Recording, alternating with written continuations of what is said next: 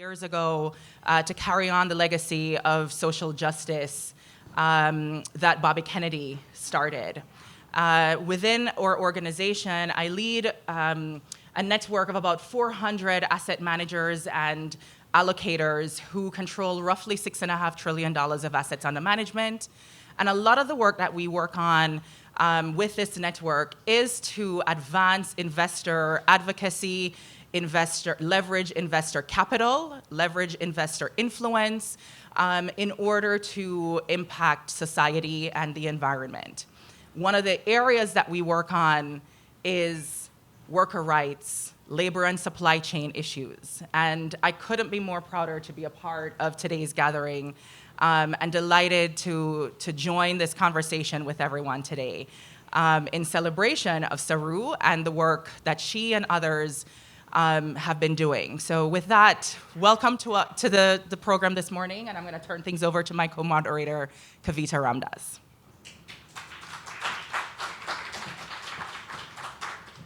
Salam, shalom, namaste. My name is Kavita Nandini Ramdas, and I am the newly selected President and CEO of the Nathan Cummings Foundation, an extraordinary partner in this work, and we've been very proud to be able to support both Restaurant Opportunities Center and now stand in solidarity with One Fair Wage.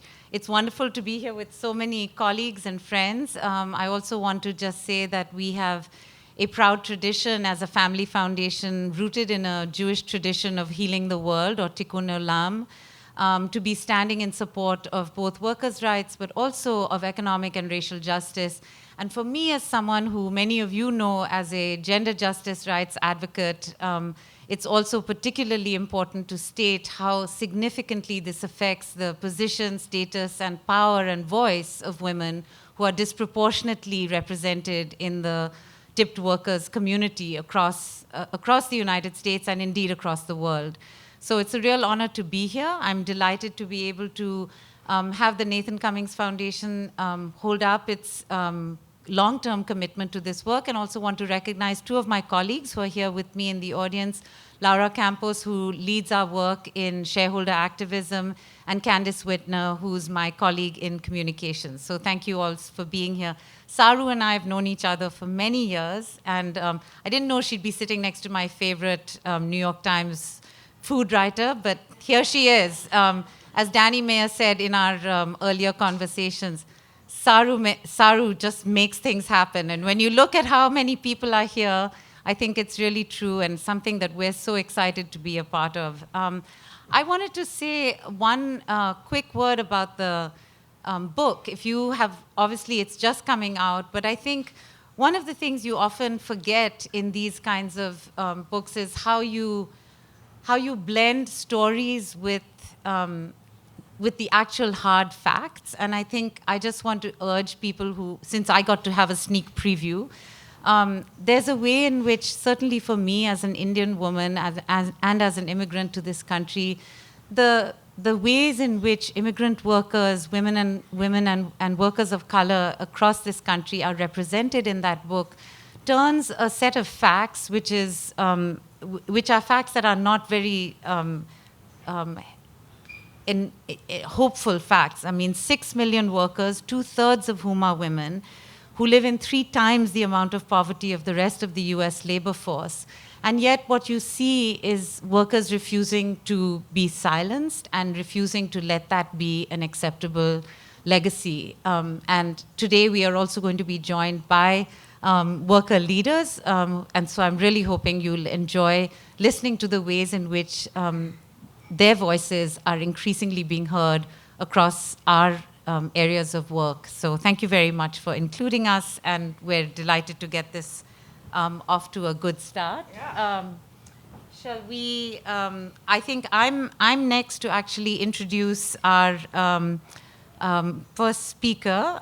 We're really honored to be able to have with us Tom DiNapoli, who is the New York State Comptroller, and is somebody who you can read a lot about, but I think in particular, Tom has earned an extraordinary reputation for leading investor and shareholder voices on so many corporate concerns, including environmental issues, diversity, equity, and inclusion issues, and corporate political spending. But above all, this is somebody in a role that integrity and leadership are so significant for, that he has actually distinguished himself in a space that I think is often not one that we find that kind of distinction. So thank you so much, Tom, and may we ask you to join us here at the front.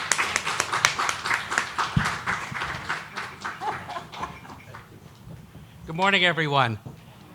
Thank you, Kavita, for that beautiful introduction. I'm going to take you with me on the road. You could do that anytime. It really is an honor to be here with all of you. Saru, thank you for your incredible leadership. The work of One Fair Wage has been incredible, certainly has informed our thinking on this issue.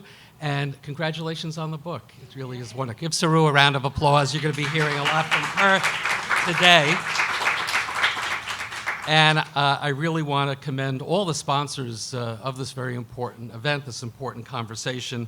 A special shout out, if I can, to RFK Human Rights. And Sansia, thank you for just being a great partner. Kerry Kennedy is an incredible leader who inspires all of us. But to all the sponsors, thank you. But special word to RFK. Give Sansia a round of applause and our friends there. So I just have a few minutes, and I'm going to share thoughts from a New York perspective, if I could do that, since that's obviously what I know best. But welcome to those of you from outside of New York who are joining us this morning. And you're going to be hearing from some incredible New York elected officials who really have taken a leadership role on this issue, are fighting for the legislature to address this, should there not be executive action, but we're hopeful, right, Saru? We were talking about that. Yes. I'll let you talk about that, I won't. But I do want to acknowledge we're joined by a very dynamic member of the New York State Assembly. Jessica Gonzalez-Rojas is here. There she is. Give a round of applause. I didn't see Assembly Member Yulene New, but I know she's on the program, and State Senator Brad Hoylman. These are three incredible progressive leaders in New York, and it's an honor to serve in state government with them. So let me just share my thoughts on this issue and our perspective from the point of view of the New York State Comptroller's Office. This is obviously a crucial time, you all know, for employees, employers, and our economy as a whole. The disproportionate impacts of COVID-19, the pandemic, and the fight for racial justice has shined a bright light on the injustices that we must confront throughout our society. Certainly, the plight of restaurant workers, especially here in New York City, has become urgently clear over the last year and a half. Last fall, as some of you may have seen, my office released a report on the restaurant industry's critical role in New York City's economy and how the pandemic was threatening the future of thousands of restaurants, bars, and the workers they employ. In that report, we emphasized how New York City's restaurants reflect our diversity, employing tens of thousands of immigrants and accounting for about 1 in 12 private sector jobs and establishments citywide in 2019. More than 60% of New York City's resident restaurant workers were immigrants in the data as of 2018.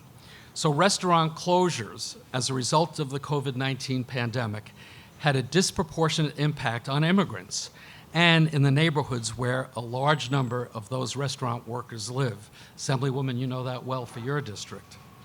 We know that tip workers are more likely than non-tip workers to live in poverty and face multiple economic hardships.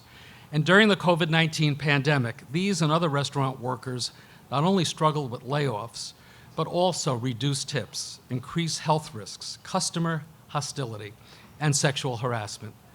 As we strive to turn the corner on the pandemic, and many restaurants here in New York City seek to fully reopen and rehire workers, restaurant workers have found the landscape dramatically changed.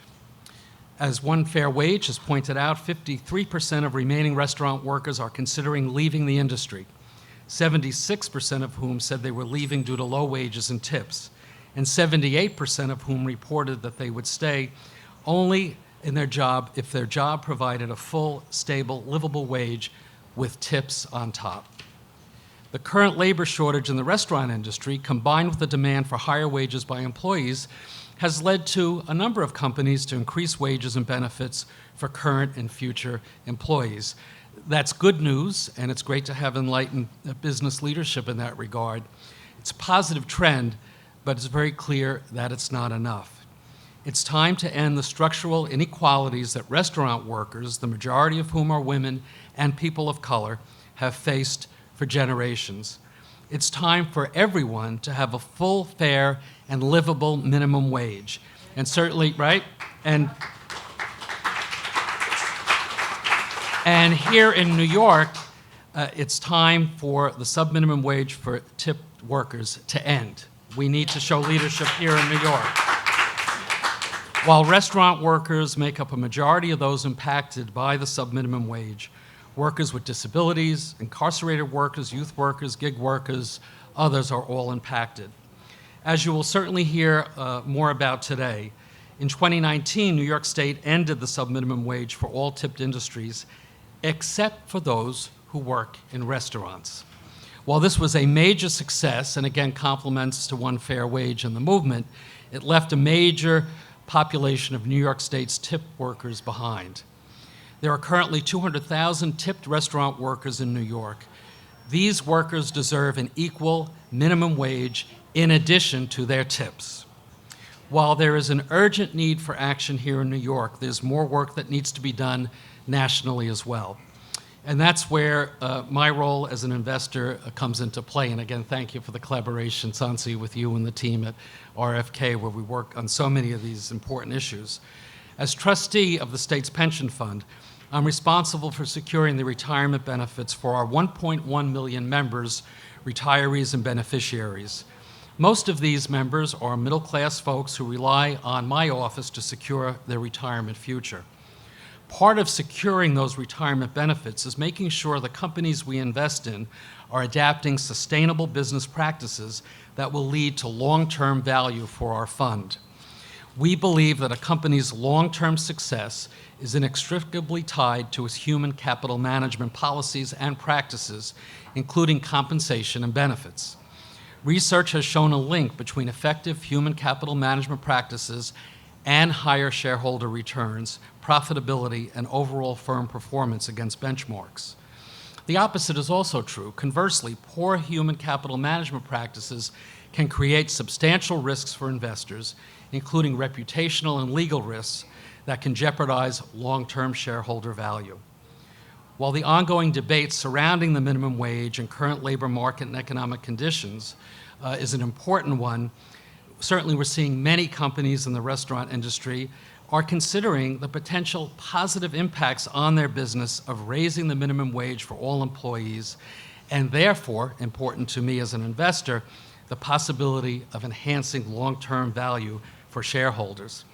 So to follow up with our role as an investor, just last month, I wrote to the CEOs of some of the largest restaurant companies, including Brinker International, Cheesecake Factory, Darden Restaurants, Disney, Denny's, Dine Brands, and a few others, and really, posing several questions to them as part of our engagement process with these corporations on this issue. So we laid out a series of questions. Frankly, we're just starting to get responses, so I can't report to you the responses yet. But this is what we asked. Had these companies taken a public position on a potential increase to the federal minimum wage for all employees? Are they considering providing a full minimum wage to their tipped employees, with tips on top, in all states where they operate? Are they assessing the potential opportunities related to an increased minimum wage for all employees? And have they evaluated the alignment between its industry group memberships and any lobbying efforts by them against an increase to the minimum wage? Sometimes companies say one thing and then they support a membership organization that does something else. So we want to know what exactly is the company's strategy, what is their purpose, what are their values, and when we ask about those memberships, we're asking about all of them, including what we call the other NRA, the National Restaurant Association. So we'll keep you posted, Saru, on Sansi, on what we hear back. But as an investor, we need these companies to take a hard and unbiased look at ending the subminimum wage in their organizations. My office looks forward to communicating as we continue these engagements, and we're certainly going to follow up based on the responses that we receive. And we're looking forward to working with colleagues. Saru was telling me about my friend Betty Yee in California is going to pick up the charge in this area as well, and we love to work in collaboration with the other pension fund leaders. So we're certainly going to encourage other investors who are invested in these companies to ask similar questions and press for effective engagements. Together, we can ensure that these companies are protecting their workers, and in so doing, providing long-term value for us as investors. That is an important part of the double bottom line that we consider. So again, I really want to thank One Fair Wage for the very important work that you're doing. Thanks to all of you for participating this morning in this gathering. It's coming at an extraordinary time for our state and our nation, hopefully a time of a bit more optimism as we hopefully come out of what we've been going through the past year and a half. But there's no doubt in so many ways the pandemic laid bare some of the deep economic inequities that still exist in America, especially for our restaurant workers. The quest for fairness, dignity, and respect for all working people demands an end to New York's subminimum wage and a full, fair, and livable minimum wage for everyone. Thank you all for your participation this morning.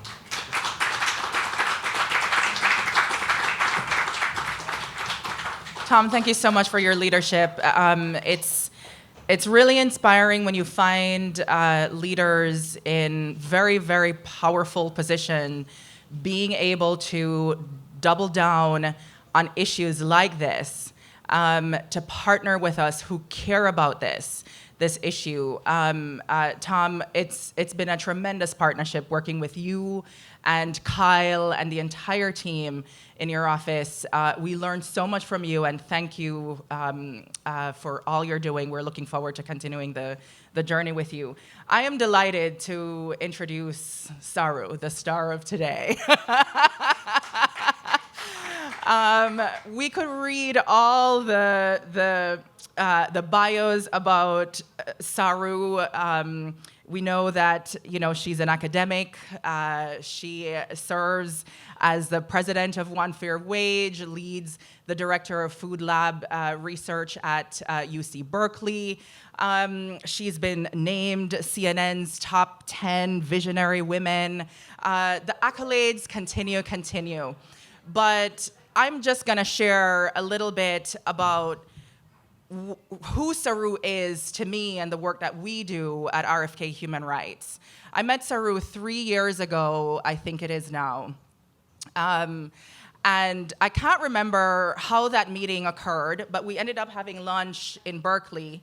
And it was one of the most transformative conversations that I have had, because I came away, I'm an immigrant in the US. I recognize that I'm a Black woman of privilege in many respects, but many immigrants who come from Jamaica, which is where I was born and raised, end up working in the tipped industry and other industries where there are just incredible violations of who they are as human beings. And I didn't quite understand the depth of these issues until I had a conversation with Saru, and she explained to me the root of a lot of the subminimum wage issue, its root in slavery. I think I was in a 101 history class, but didn't get it. And it really reinforced for me that we have to stay learning as leaders, as people in the fight. We can never sit and think that we know it all, because there is always something to learn every single day that we're doing the work that we do. And that's how I feel when I interact with Saru. Every day, it's a truth bomb. It's a bit of wisdom that gets dropped. Her passion, her commitment, the tenacity to really take on these issues. Saru, you are an inspiration to all of us. And I can't say it enough. You guys got to get this book and read it. Make it your Bible, if you will, if you are a part of this journey with us. And so I'm going to welcome Saru to share her insights with us. Tell us a little bit about why we're all doing this and where we need to go from here. So Saru, please, welcome.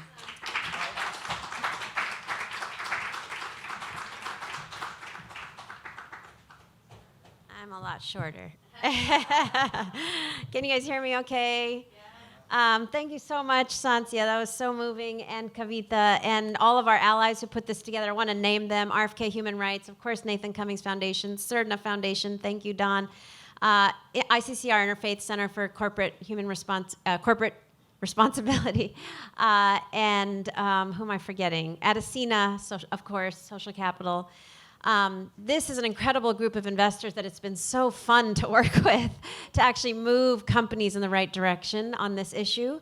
I also want to thank our staff, One Fair Wage, that helped put this together, Shamila, Mana, Mamdu, everybody who's here, our allies in the room, thank you so much. And most of all, the very courageous and incredible service workers that are here today and that have been leading in the streets and fighting this movement for change. And of course, alongside them, our very extraordinary High Road employer members who've been with us and partners who've been with us throughout this journey. So Brian's here from Casa Lula, and Elisa, I think, is here from Lisa's Love Bites, and Michael Fouquet from the Queensboro in Queens, and of course the legendary, who you'll hear from in a minute, Danny Meyer. It's been such an incredible journey, and I've written several books, as some of you know, and I've had lots of book events, but this moment and this book is different and special for me because I really do see it and feel it and know it. Something happened during the pandemic, and we are on the cusp. We are on the cusp of winning. We are on the cusp of changing something that we've been fighting for 20 years, and that has affected workers in this country for 150 years since emancipation. Some people are calling it the Great Resignation. We're calling it the Great Rebellion.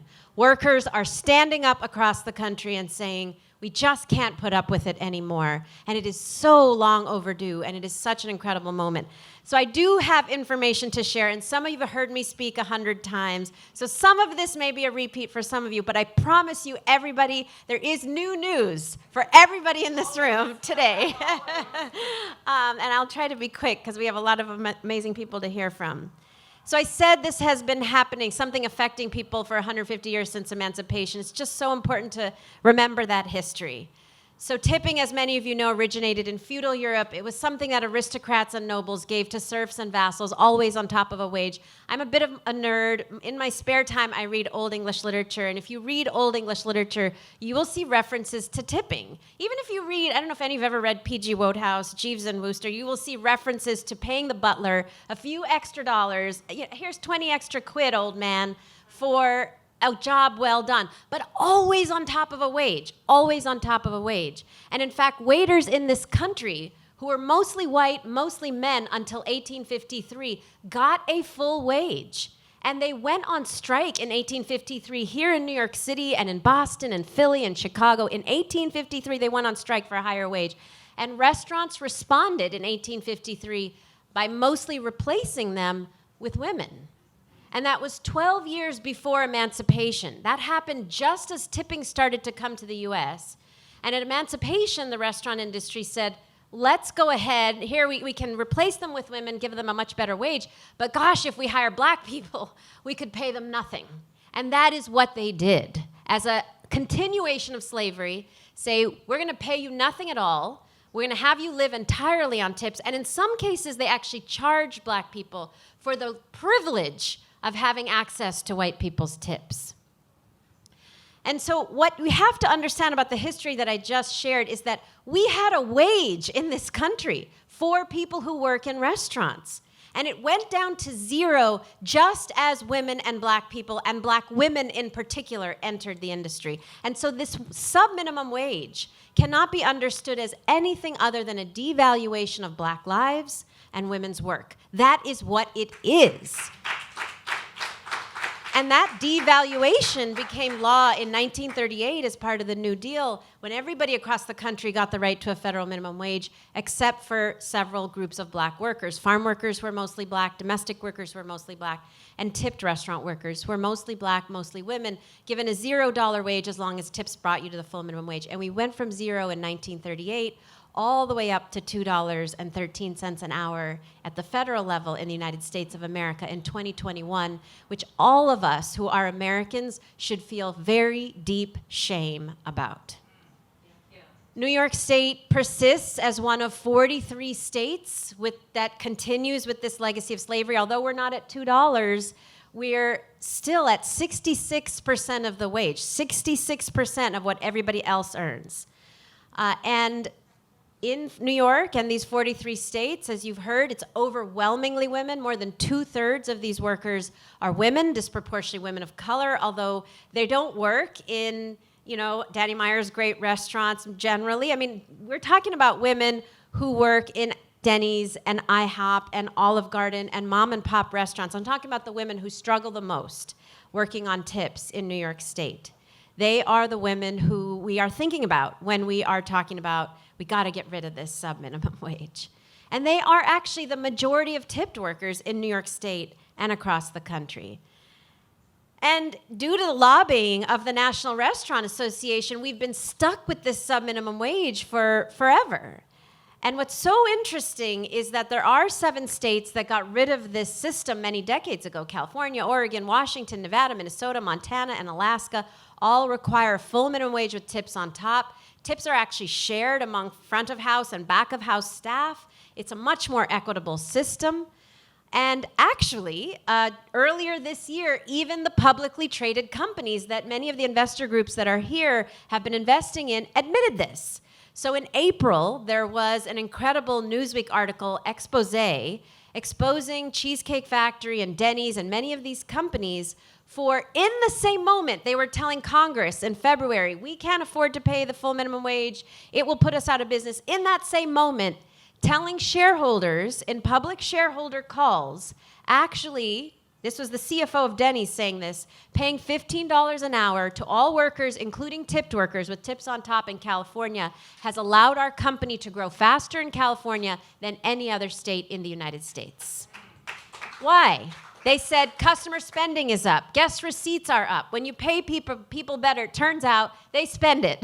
In the restaurant industry, they eat out. Denny's admitted this. And so what's been so fun to work with the shareholders is the shareholders are saying, wait a second, if you are telling us as shareholders this is good for our company, we're growing faster when we get it, how can you simultaneously be fighting it? You are fighting shareholder interests when you are fighting against against raising the minimum wage. So clearly they know it, and based on this data, based on knowing it works better, we over many years fought to get every state to follow California and the 7 states with one fair wage, and we won. We won this on the ballot in Maine. We won this in the legislature in Michigan. We won this on the ballot in Washington, D.C. Overwhelmingly. Every time you put this on the ballot to people, people say, yes, of course people should get the full minimum wage.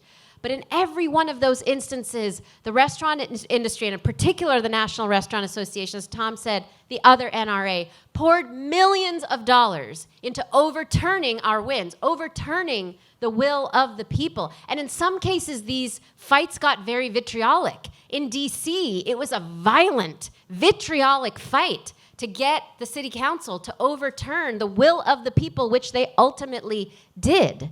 And so when we saw the Restaurant Association pouring millions of dollars into overturning our victories, into fighting us, and frankly also putting my children's pictures up on attack websites and following me around the country and they actually hacked different foundations' websites and they went to funders, they went to the Ford Foundation board members' homes to tell them not to fund us.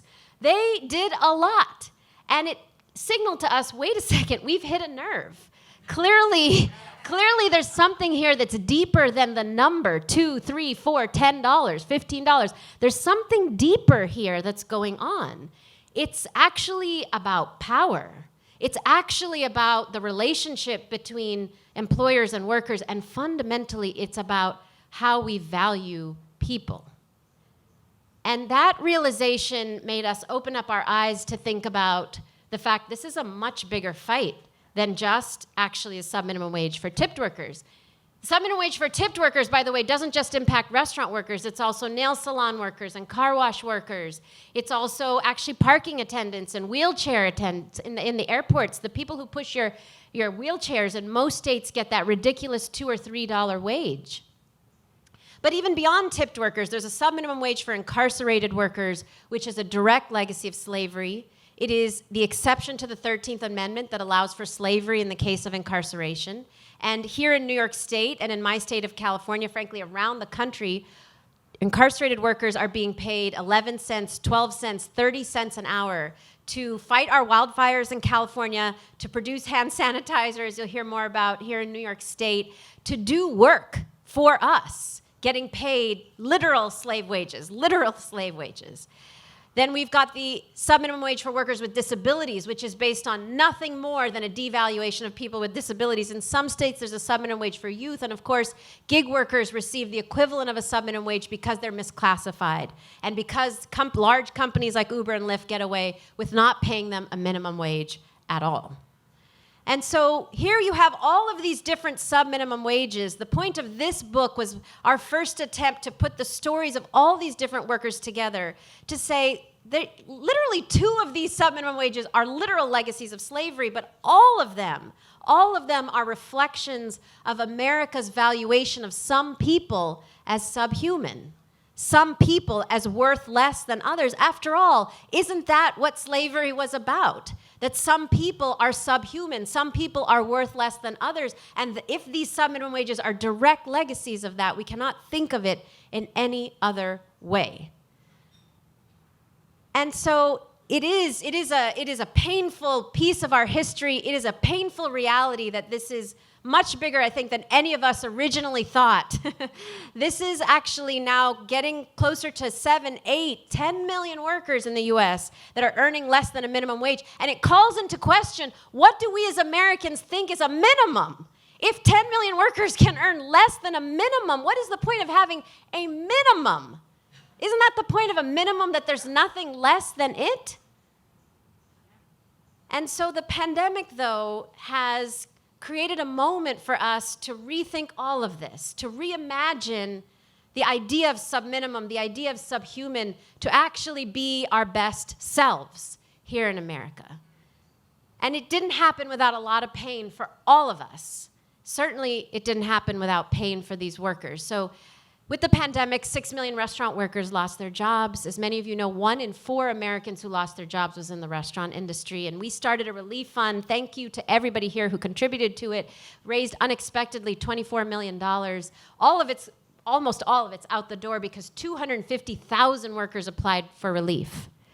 And 2/3 of those workers told us that they actually couldn't get unemployment insurance because in most states they were told their subminimum wage was too low to qualify for benefits. Here in New York State, we heard from countless workers who said, you know what, because I really rely on tips, I never even got a wage from my boss, and so I couldn't get any unemployment insurance. And I'm not just talking about undocumented immigrants. I'm talking about citizens, people who work in this industry and just don't count on the wage because it's so low. They really just count on the tips and were screwed then, couldn't get unemployment insurance.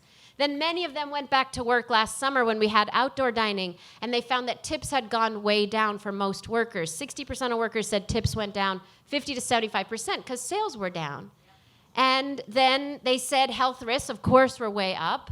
Customer hostility, you've all seen the news, is way up. People getting shot, people getting beaten up, people getting punched. And sexual harassment, which was already the highest in our industry of any industry in the US because you had women tolerating inappropriate customer behavior to get those tips. Already the highest went up. 50% of women said sexual harassment shot up during the pandemic, and thousands of women reported, I'm repeatedly asked, take off your mask so I can see how cute you are before I decide how much to tip you. Take off your mask so I can see the pretty face of my server before I decide how much I want to tip. We called it masculine harassment because we heard it so frequently, so pervasively. And that combination of disastrousness, right? Being asked to enforce social distancing and mask rules on the same customers from whom they had to get tips, that disastrousness led millions of workers to leave en masse. Millions of workers left the industry last year. We started organizing wage strikes last year because workers were saying, I can't do it anymore. I won't do it anymore. I cannot put up with this. I love working in restaurants, but at this point, I will take anything or nothing at all over this system. It doesn't work.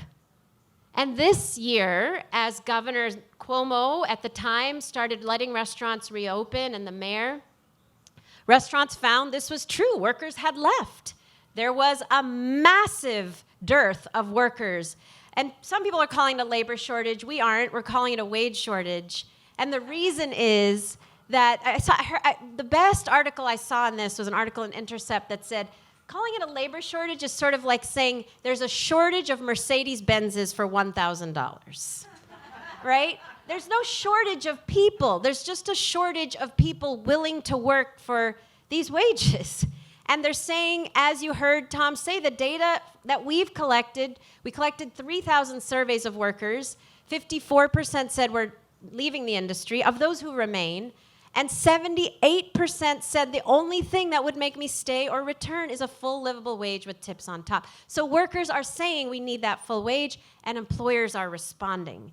And besides the incredible employers in this room who've been fighting on this issue for a long time or working on this issue for a long time, we are now documenting literally thousands of restaurants across the country. I don't know if you all saw the New York Times piece that came out about our research, documenting thousands of restaurants around the country now.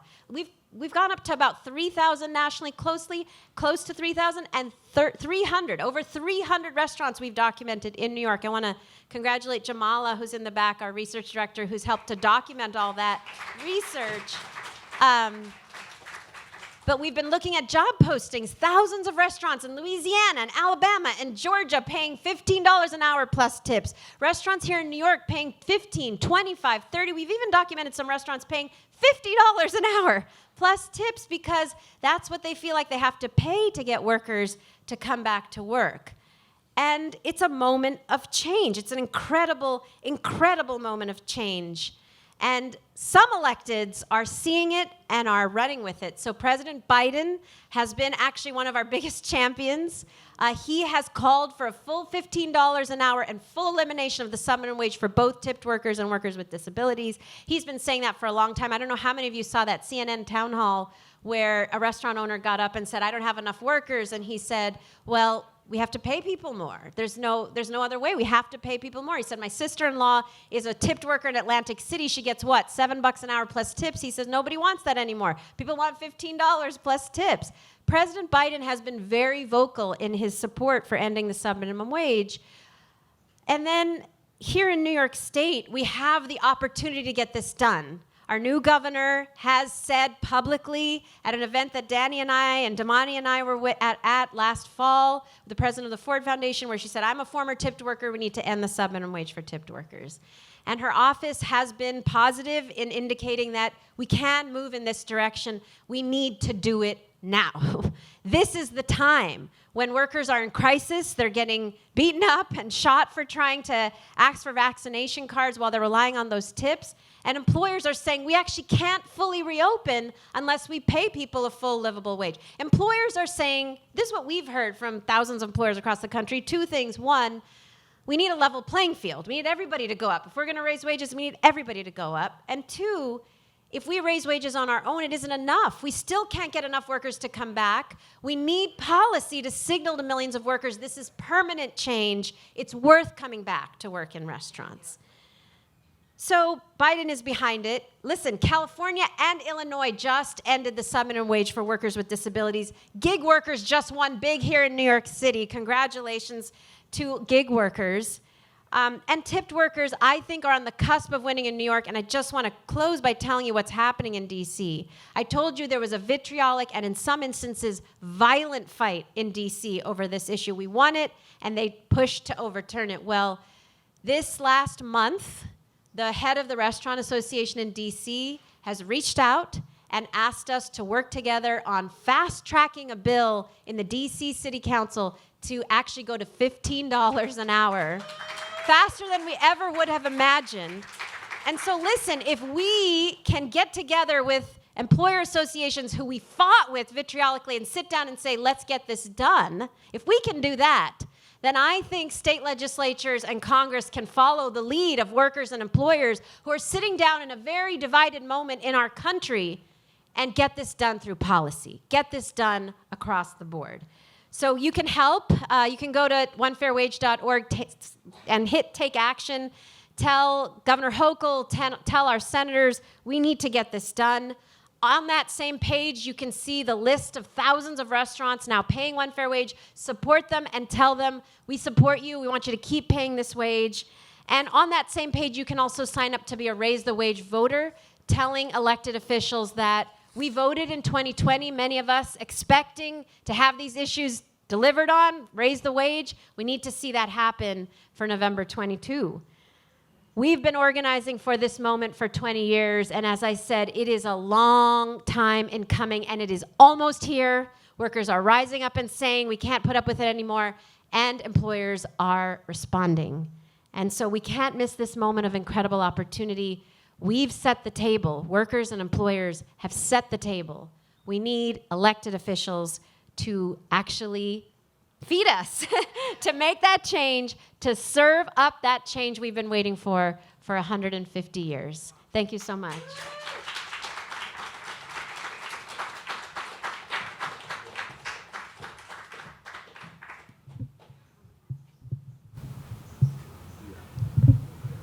Thank you, Saru. Feeling all revved up, ready to go? I feel like we need to march behind Saru to some place immediately right now. No, the last time we did that didn't go so well. Never mind. I am so excited to introduce our next three speakers. We are going to hear from some of the different perspectives Saru just spoke about, insights from the restaurant industry. First, we'll hear from someone on the front lines, Ifeoma Ezimako, I hope I said that right. We're so glad to have you. Please come join us, who is herself a tipped worker and a one fair wage leader. We're also going to hear from restaurant owner and industry leader Danny Mayer. Danny is currently the Chief Executive Officer of Union Square Hospitality Group. And in 2015, Danny announced his support for one fair wage, moving many of his own restaurants beyond one fair wage to a gratuity-free model. And several hundred restaurants followed his lead. As Saru explained, that has had to change a little bit recently, in part because of what has happened with the pandemic. All the more reason that Danny has committed his support to this work on one fair wage. And then lastly, I want to introduce Mark Whitman, who is a longtime food and cooking writer. Mark is the author of 30 cookbooks, and I can say firsthand that his recipes are absolutely divine, and was formerly an opinions and food columnist for the New York Times.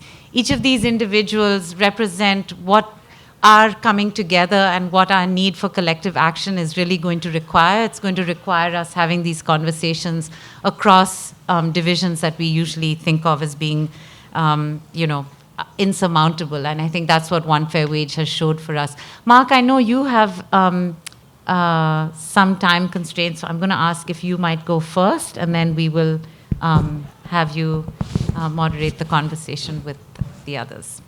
Over to you.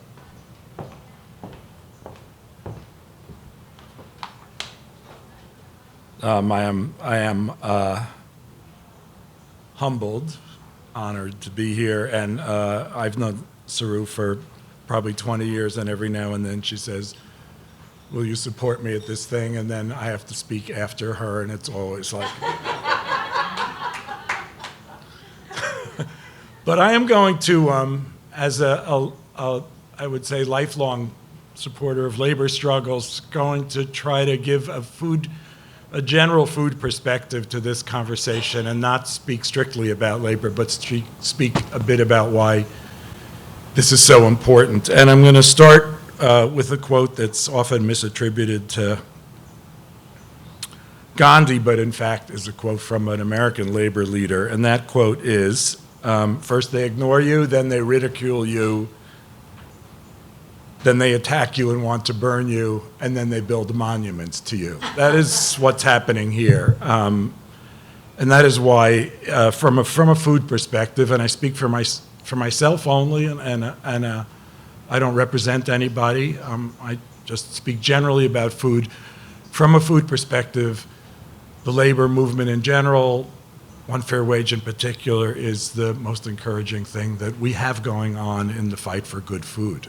That's what I'm going to talk about. And that's worth celebrating, but it's a bit ironic that the most progress being made right now is in labor, because until recently the food movement to the extent that it existed, and actually this is how Saru and I met, I think, is this conversation, was that 10, 15 years ago, people in the food movement talked much more about the welfare of animals than they talked about the welfare of humans. Embarrassing, really, and ass backwards. But the, the adjustment has been made, I think, and we've recognized that food is for and about people. It's made and processed and distributed and sold and eaten by people. And the term good food is about how people treat each other, ourselves, the other species, the planet in general. It's important to recognize that most food isn't good. More than half the calories in the US come from ultra-processed food, and that goes a long way to explaining our public health crisis and ever-shortening lifespans.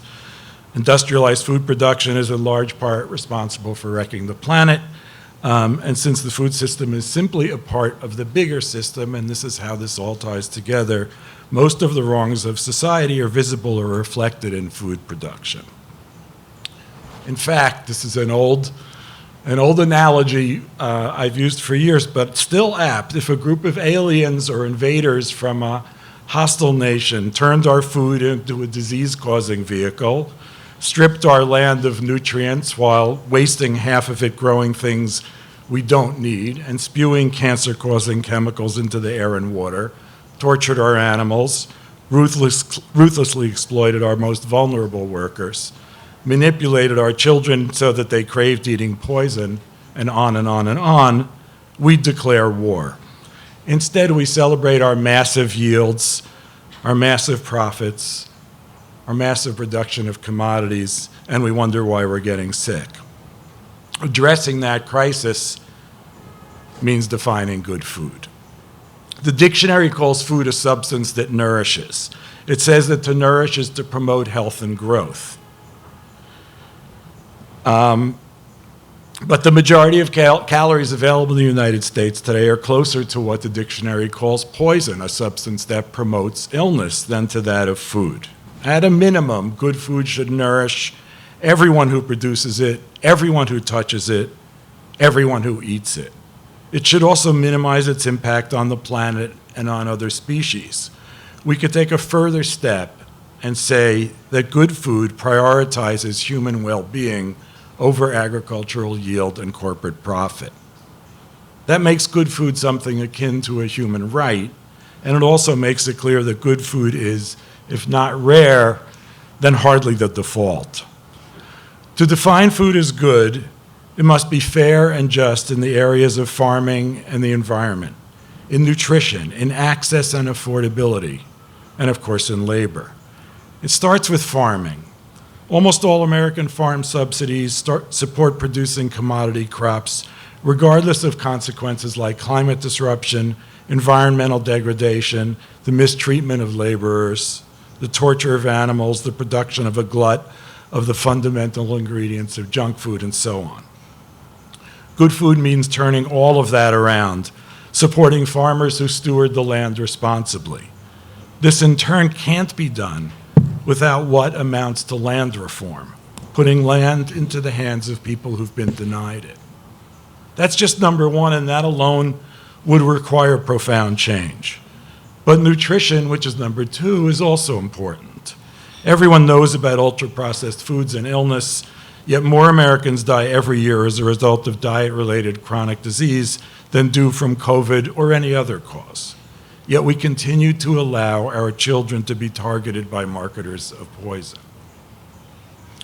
Some parents, some people can change this themselves, which brings us to number three, access and affordability. Sadly, the US food system makes unhealthy calories ubiquitous and cheap, while healthier foods are more expensive and harder to find. Thus, the nation's poorest people have the most difficult time changing their diets for the better and suffer the highest rate of those chronic-related diseases. Changing that means making access to good food universal, another change that may be inevitable but is not around the corner. The change that's happening before our eyes is number four, and that's the fair treatment of labor. Because one fair wage and organizations like it have worked hard to define and fight against the injustices facing workers in the restaurant and other tipped wage industries, we're seeing real progress in this arena and once again learning the lesson that struggles are won through organizing and unity. Many, if not most, of the worst paying jobs of the United States are in food-related, from people working as servers, of course, to farm workers, laborers in slaughterhouses and processing plants, drivers, clerks, cashiers, cooks, and more. Yet food system workers make it possible for the rest of us to eat and should, of course, be treated with dignity, respect, and fair compensation. If they're not, the food they bring us can hardly be called good because it's tainted. The point is, you can't have good food without having fairness and justice baked into it.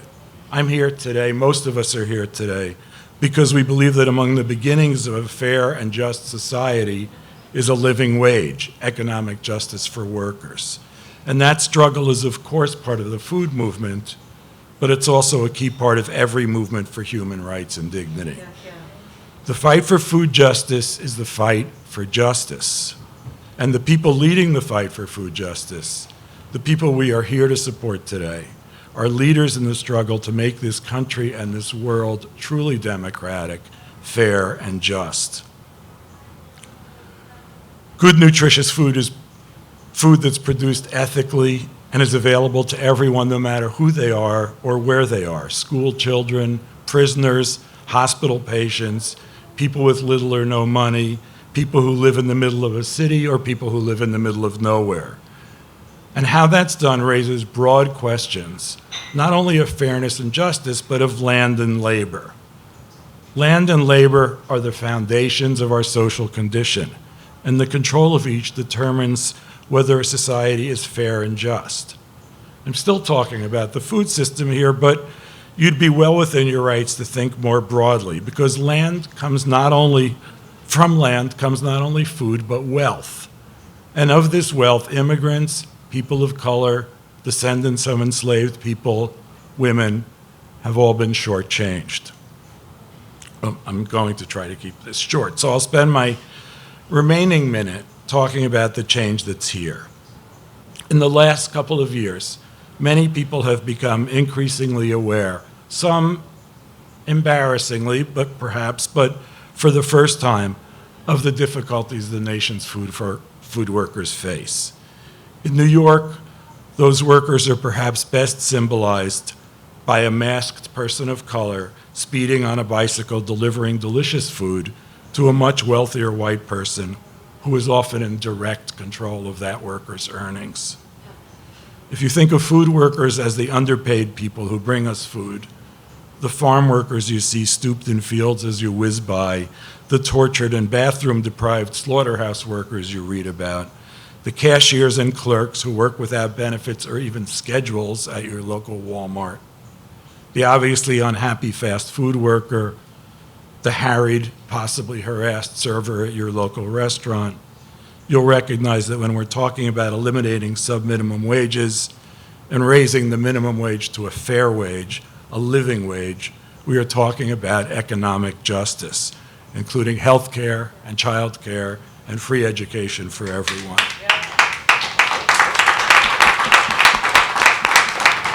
And so the struggle for good food is the struggle for good society, and it begins righteously with the struggle for a decent living wage for everyone, from farm workers to restaurant workers. We should all be proud to be part of that struggle. We should be proud to be here today. We'd like to congratulate Sarah on the new book and all of this great work. So, thank you.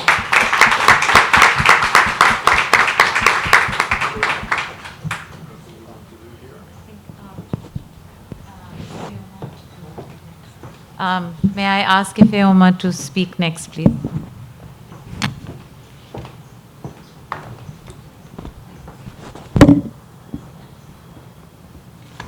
Hi, good morning, everyone. My name is Ifeoma Izimako, and I believe it's way past time to end the subminimum wage for us tip workers. This legacy of slavery must end, and the exploitation of a workforce that is mainly built up of mostly women and people of color. Living off of a subminimum wage plus tips forces us to endure and even tolerate inappropriate customer behavior since tips make up the bulk of our pay. Prior to the pandemic, the restaurant industry had the highest rates of sexual harassment out of any other industry. And this is a primarily female workforce, so it affects so many working women of all ages like myself. Now, things have gotten so much worse since COVID-19 began. Not only are tips down significantly, but customer hostility and harassment is at an all-time high. People truly feel emboldened to do whatever they want and say whatever they want to us, the workers. And worst of all, our tips and therefore essentially our entire take-home pay is dependent on these unruly customers who we are being asked to control. We have also been asked to do so much more as a result of this pandemic. There are higher expectations for us as service workers as we're being asked to enforce COVID-19 protocols like social distancing, mask rules, and in some places, vaccine requirements in a very high-risk environment. I know a lot of people who have gotten sick while working in restaurants. So many of us were furloughed and even laid off, and we were not eligible for unemployment insurance because, yet again, the subminimum wage, including our tips and our take-home pay, deemed too low to qualify. Seriously. Essentially, we were told that we didn't make enough, even if we'd been working full-time at the same job for years and years. You add in how complicated the system is to navigate, and it was really a hard thing I wouldn't wish on anyone. I've been working in a hospitality service for about 5 years, and serving people is my passion. But now I'm thinking of leaving the industry altogether because of what we've had to live through these past 18 months. And I'm not alone. I've been hearing from so many of my coworkers the same thing. It's just not worth it to come back for anything less than a full minimum wage. In order to build a more resilient service industry, we must raise the wages of the people who feed everyone.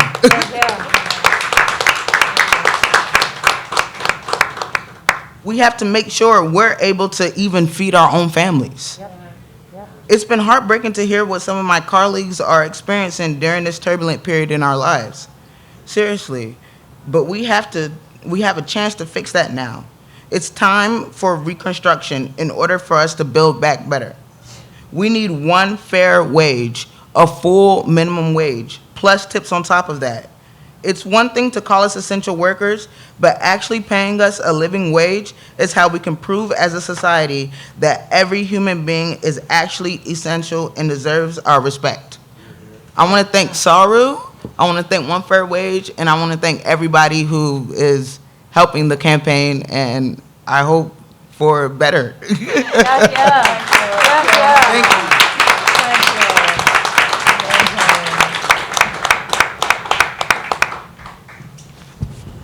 Thank you. Those are both wonderful table settings right there, and Sarah, join in congratulating you. You are unstoppable, and you're on the 1/2 yard line right now. So it's time we get this done. It's great to see so many other people who have been part of this since the beginning. I'm going to share the perspective of being a business person who cares about 100% of the same things you've heard everybody else speak to, both from a public policy standpoint, from a frontline worker standpoint, from an activist, journalist, observation standpoint, et cetera.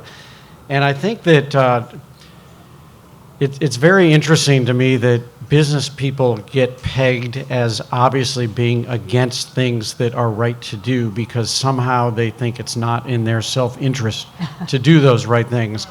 And I just don't know that I've seen anything that is more in our self-interest as a business than to pay people the right amount of money. I've come about where I am today in a somewhat circuitous way, but I believe always with a consistent compass. You know, the neat thing about a compass, as I understand it, other than when metal gets in the way, it doesn't matter if there's a storm outside, it doesn't matter if there's a bad economy, north is always north. And you don't change what your compass is based on the conditions of that moment. So my compass has stayed true, but I will say that the journey has been somewhat meandering over time. So in 2015, 6 years ago, exactly this month, we eliminated tipping because I could see that the tipping system was highly, highly problematic in a couple ways. Number one, as you've heard from so many different people, if you were a tipped person, not only were you subject to a subminimum wage, but you were subject to all of the, I don't know, the indignities that could potentially come with that. Yep. Now, some tipped workers, especially in expensive full-service restaurants, can make a lot of money. But that led to a second problem that we really wanted to take into our own hands. Unfortunately, New York State, as I understand it, is one of 3 in the United States, including Washington, D.C., that do not permit tips to be shared with all workers. It's against the law, and you can be sued as a restaurateur if the tips that come in are shared beyond service workers, but also shared with people in the kitchen. And we haven't heard a lot today about people in the kitchen. When we talk about service workers, I think it's a massive mistake to not also speak about people who are washing your dishes, who are cutting the vegetables and butchering the meat and the fish, etc. And unfortunately, what I noticed, and this is why we eliminated tipping 6 years ago, is that each time menu prices would go up, which of course they have to, the landlord never reduces your rent. I could go on and on about all the other expenses in our industry, but no one ever says, you know what, we're gonna cut the cost of meat in half this month. Every time menu prices would go up, the tip, which is a multiplier of the menu price, would go up. That's a good thing for tipped workers, irrespective of the one fair wage. But the non-tip eligible workers would always stay stagnant. Yep. And in the course of my career, which now goes back to 1985, I saw that the tips could go up dramatically and that non-tip eligible employees could not make more money. And why is that? Because every time you raise the price further to raise the kitchen workers' wage, you only increase the disparity between what tipped workers and non-tipped workers are eligible to make. So that's why we said we're just going to take things into our own hands and we're going to pay everybody what we think they deserve to be paid with insurance, with a family leave policy. We're going to try to do it all ourselves. Well, you can hold your applause because in the summer of 2020, when the government permitted our industry for the first time to reopen outdoors only, no indoor dining, we decided to gulp very, very hard. Saro and I were in touch quite a lot during this period. We co-wrote an op-ed piece about this, and we swallowed hard and we returned tips. And the reason we did that was that we had a really tough time reconciling how do you say you're taking care of your workers. Remember the summer of 2020, there was no vaccine. Yep. And you're asking people to put themselves on the front line. How do you reconcile saying we're taking care of people, but we're not permitting guests to say thank you with a tip, and we're forcing our frontline employees to say, no, I may not accept your gratitude. And meanwhile, it just felt horrible. So we reinstated tipping, but at the same time, because we did not want to erode the progress we had made in terms of narrowing the disparity between kitchen workers, who are predominantly people of color, and dining room workers, who more often than not are white in our industry. We can talk about gender separately. We decided that in addition to reinstating tipping, we would pay, because of New York State's unfortunate law, we would pay a percentage of our revenue every single day to our kitchen workers, which is legal to do. But it should not be our responsibility. The right answer here is what you see, as Saru has described, in so many states, primarily on the West Coast, with a couple in the upper Midwest, is that you should be able to have one fair wage for everybody. Minimum wage should be one minimum wage for everybody.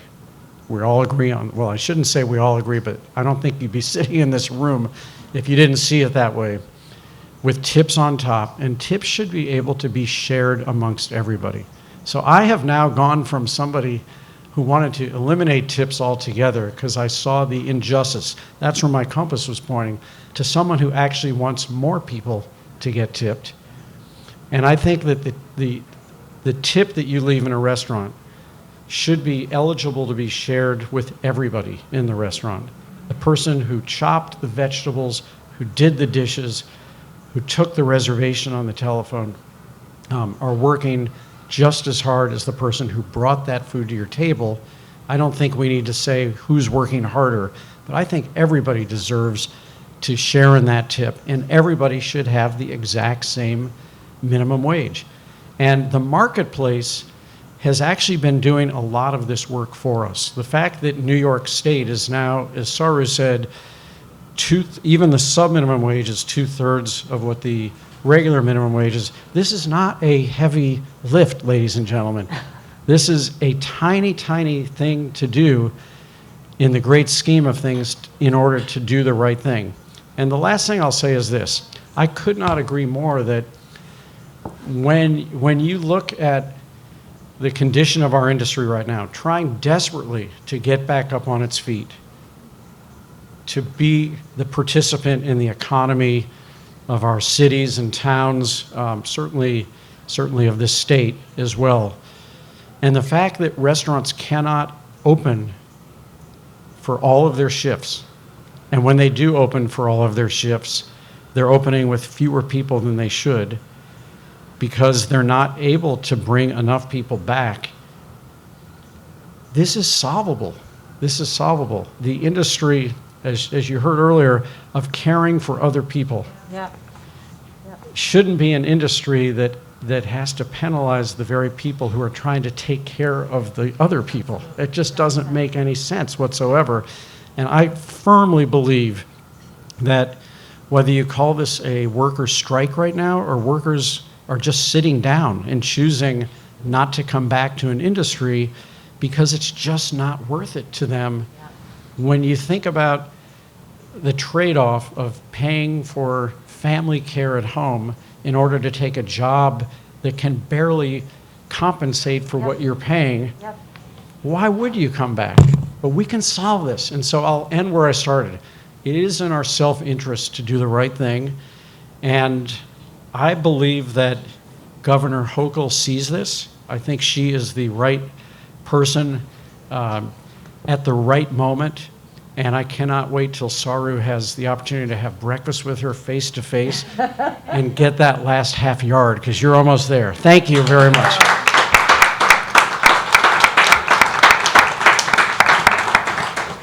Saru, do you want to? I know we're running 15 minutes behind, but was there? Do you want to come up? Okay. We had hoped to have a short dialogue between all of us as a worker, employer, food writer. I mean, maybe we could just do one question. You got to go? Okay, all right. Mark's got to go. That's okay. Thank you so much. Really appreciate you being here. I wasn't sure about time.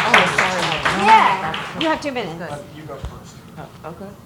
I mean, you have more you want to say? I have no more I want to say. I want to hear one more thing. Okay. Well, I guess I would just say, here we are in this moment, worker, employer, worker advocate. You know, it's a moment where I think we finally can come together and figure this out. Like you said, we're at that near half-yard line. And so I guess I just wonder what you both think it's gonna take to get us all the way there. And if you have words for Governor Hochul, who can do it here in New York, if you have words for City Council in DC to get us there, just what is it we can all do to get us across the finish line would be the the closing question before we move on. Thank you, Saru. Well, I believe, from my perspective, I believe this is what it's going to take. Everybody's different perspectives coming together, us in rooms having conversations like, okay, what's going on? What really needs to happen? Him being here and being able to listen to me. Certain scenarios like that, I feel like that's what we need. More conversation, more rooms filled with this discussion. So I feel like we're on the right track.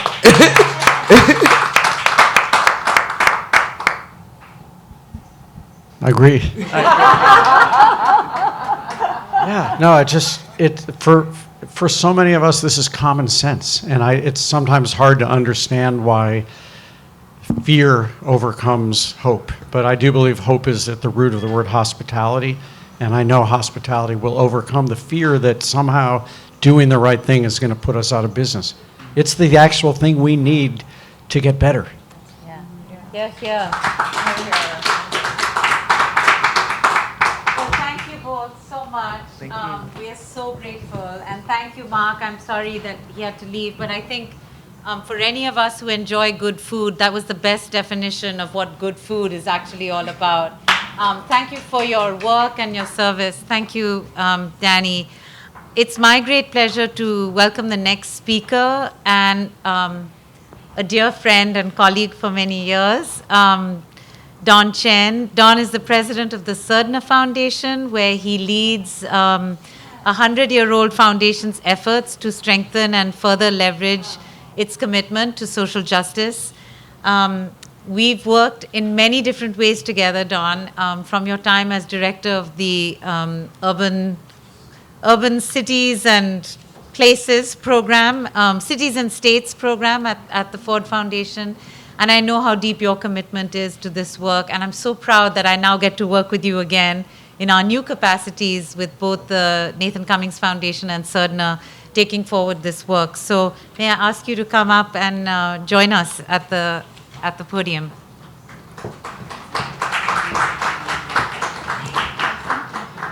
Thanks very much, Kavita. It is great to be with you again.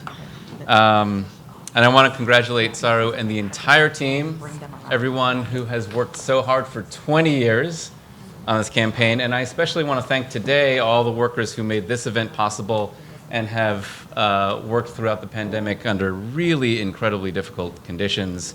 I'm Don Chen. I'm the president of the Surdna Foundation, and our mission is to achieve just and sustainable communities in the United States.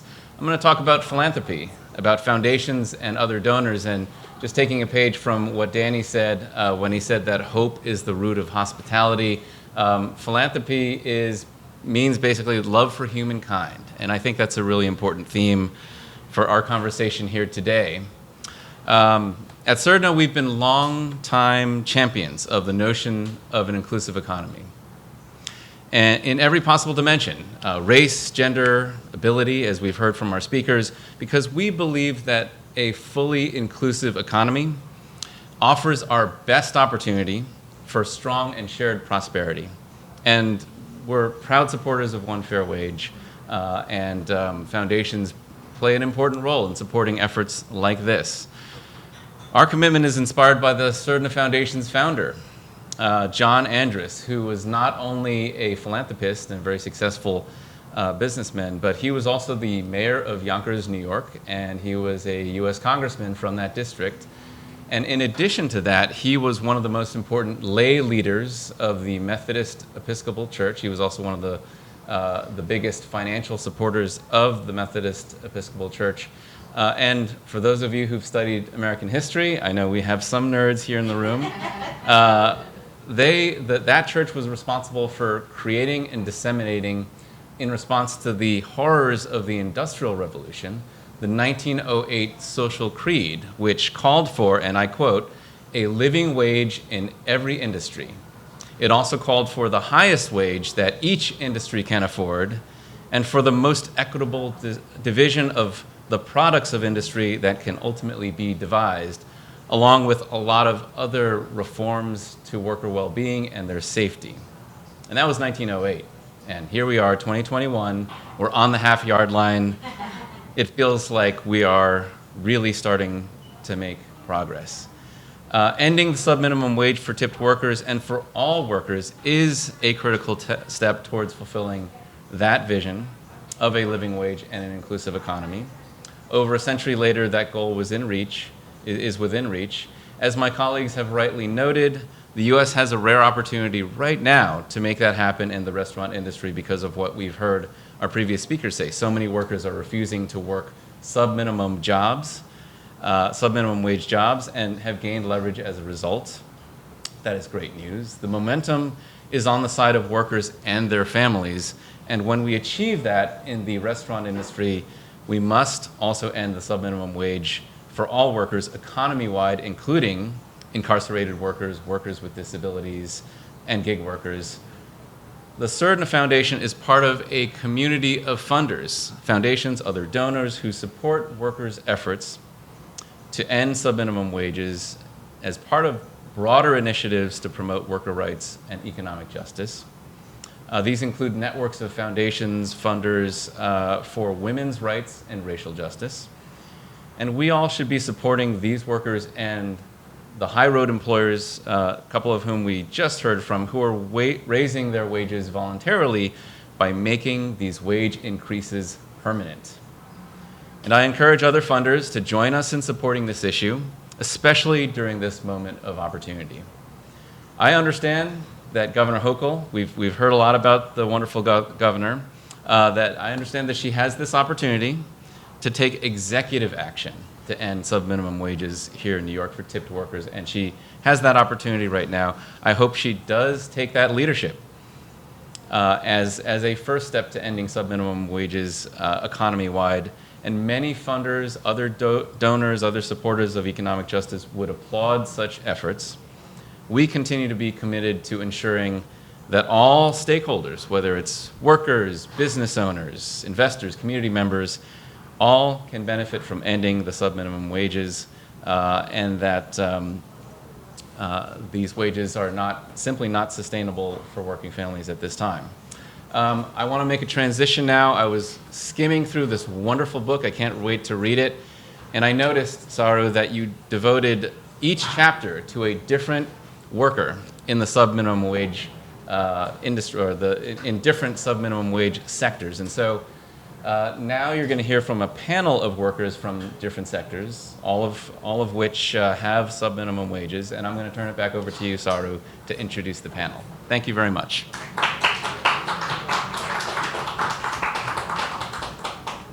Thank you so much, Don, and thank you to the Surdna Foundation for their leadership on these issues and for sponsoring today's event, along with RFK Human Rights, for the breakfast, for the venue, for the books that everybody's getting today. Thank you to the Surdna Foundation and to RFK Human Rights. So we are going to hear from workers from other sectors because, as we said, subminimum wages are not exclusive to tipped workers, unfortunately. But before we do that, we have two extraordinary leaders in the New York State Legislature who are here. And it's really kind of special to me that they're both women of color, champions in our legislature. Doesn't that make sense? They're the ones who are going to get it done across the finish line. So Assemblymember Jessica Gonzalez Rojas and Assemblymember Yulene New, thank you so much for being here, for being the leaders that you are. We're going to get this done this year with you. So please join us.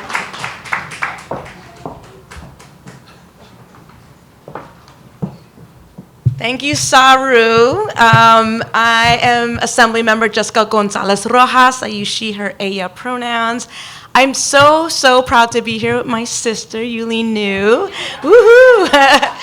I love New York. And I'm so thrilled to be here, not just as a legislator, not just as an advocate for the 20 years that we keep talking about, but as someone whose first job was in the restaurant industry. I was a hostess with the mostest at Friendly's Ice Cream. And during college, I also worked at Pizzeria Uno to help, survive on campus and be able to have funds to live, work, and enjoy my time at Boston University. And as we've heard from many people already, we know that this issue of addressing and eliminating, once and for all, the subminimum wage and ensuring that every single worker has access to full minimum wage plus tips is not just a worker justice issue. It is a racial justice issue. It is an immigrant justice issue. It is a disability justice issue, and it is a gender justice issue. I come from the gender justice field. The last 13 years before running for office, I was the executive director of the National Latina Institute for Reproductive Justice. I've been in the fight alongside Saru for all these years, not just as a gender justice advocate, but also doing immigrant rights work here in New York. And just last month, we stood in the shadows of the World Trade Center commemorating September 11th. And I remember when those towers fell and those workers from Windows on the World were left without work, without their colleagues, without their loved ones. But out of such trauma came something very beautiful, is that they formed a worker collective. And they formed a restaurant called Colors. And they formed advocacy and organizations and fight to ensure that every single worker can live, work, and raise their family with dignity. And out of that campaign and out of that struggle became a Restaurant Opportunity Center, ROC, New York, which Saru leads and is now One Fair Wage. So I want to really commemorate that this is a worker justice fight, and it comes from the workers. And that is so critical as we hear from workers, as we hear from people who are most directly impacted, because that's how we create policy change. It's by hearing from the voices of the people who are most impacted by the kind of policies that me and Assemblymember New get to fight for. So there's things we can do, guys. So there is legislation that we are fighting for, that we are co-sponsoring, that we are helping to lead and fight for. So please, please, please, if your member of the Assembly is not on the legislation to eliminate the subminimum wage, and again, this is not just for restaurant workers, right? As many of us are criminal justice advocates, right? This is about a system that pays our workers. Actually, it's less than 11 cents. I went to Bedford Hills Correctional Facility, which is a women's facility, that they were getting paid 7 cents an hour.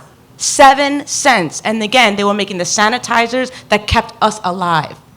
They were making as low as 77 cents. Again, that's disability justice. These are things that impact so many different areas.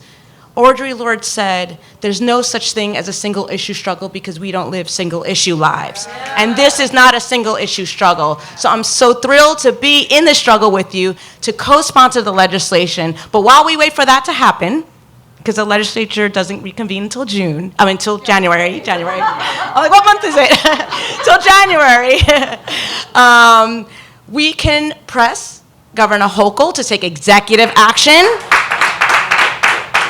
And most importantly, we can vote with our dollars. So there is a list of One Fair Wage restaurants. I am so proud to stand here with my friend, Michael Fouquet, who runs the Queensboro restaurant right around the corner from my own house.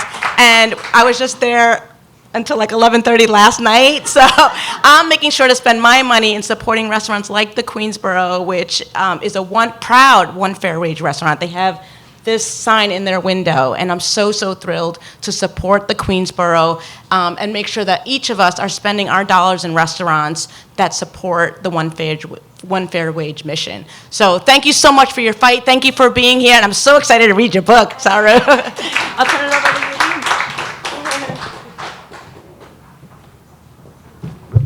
I love speaking after her because then I don't have to say anything.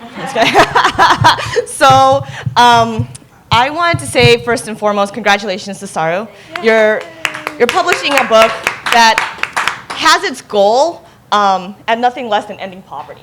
You know, and every single worker, hopefully is going to be paid a livable wage. In a time when we hear that too often that we need to pare back our ideas, to be reasonable about our dreams, to limit our scope, to think smaller, to feel smaller. I think it's so refreshing that we have a voice like yours to show us how fearlessly we can advocate for big ideas and to actually ask for systemic change. Hi, Dawn. What's up? So my name is Yulene. I'm actually the assembly member representing Lower Manhattan, where 9/11 happened, and where so many of these movements had started historically, right, from the Triangle Shirtwaist Factory, on and on and on. And I also was a service worker, a cleaner, a bartender, a server, a nursing assistant, and even an oil and lube girl at a car place. And I know how difficult it is to work so hard and take home so little. And it's sad because, in the legislature, it's folks like Jessica and I who have worked in the service industry that are fighting for the service industry. And I know how hard it is to take home only a few dollars per hour of work after standing on my feet for over 10 hours straight. And what Ife talked about was so clear. And my comms director and I were like, she's one of the best speakers we've ever heard. I was so impressed. I think that the things that she highlighted were so important to note, because she talked about the pandemic and all of the holes within our system. It's not, and I will say this, it's not like holes that are showing where our system is broken, right? This is how our system was designed. Yeah. This is how our system was designed, and it was built this way to be so inequitable, to be so harmful to particular communities and particular groups of people because of the history of our own country. And I remember as a young staffer working for the healthcare chair in Washington State, we were so startled.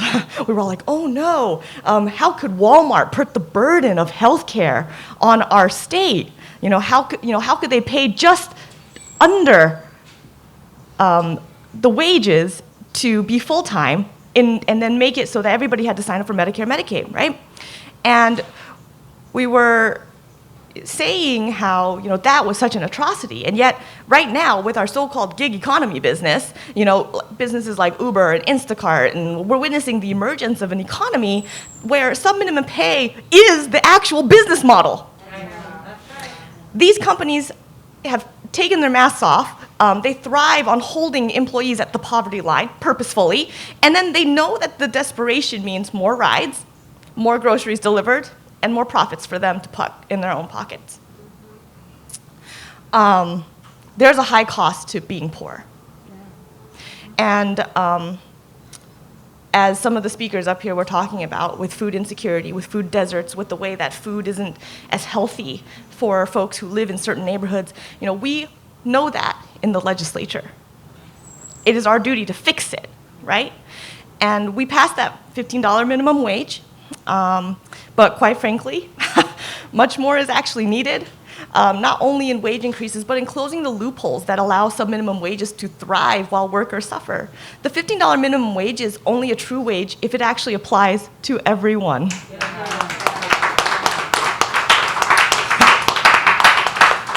There are over 200,000 restaurant workers. I was one of them. Many of them Asian Americans and immigrants living in my district, and all of them are exempted. All of them are exempted from Governor Cuomo's 2019 order banning subminimum wages in tipping industries. Because to those in power, those overworked, underpaid restaurant workers like me are invisible, right? And we know now, Saru sees them. We see them, we see us, and when people are going to be reading this book, I think that people across the country will finally see us. And I think that, right now we have a lofty goal, but I don't think it's one that is impossible, right? It's okay to be discontent, as Martin Luther King would say. I think it's only good to be discontent. I think it's important to make sure that we are dreaming for a world that will end poverty by choice. And I know that with your book and with your tireless advocacy and leadership, we are closer. We are closer now more than ever to reforming an economy that actually thrives on making sure that our workers are paid fairly instead of thriving on exploitation. And I think that I think that we need to make sure that we are understanding how being a wage worker, being somebody who is a service worker, how it saps your energy, right? To just keep on fighting for yourself, and to make sure that your rent is paid, that you have clothes on your back, to make sure that you can feed yourself, and instead of putting that burden on all of the workers, we in the legislature need to put that burden on ourselves. So I'm hoping that my colleagues will take up this fight as much as former workers have, and I want to say that this is the time, this is the moment, right after this pandemic, where we have seen that this isn't people falling through the cracks anymore. Just because you can't, you don't make enough to even, apply for the services that we're putting out there. We're putting asset limits on things and social benefits that make it so that it's impossible to even apply, right? Like, we shouldn't be doing that. We should be eliminating asset limits, expanding our programs, making sure that anybody can access them. And so we want to make sure that we are fighting for all of these things, as Jessica said so greatly. There is no one issue. We are fighting for all of it, because that's the way that we end poverty. Thank you.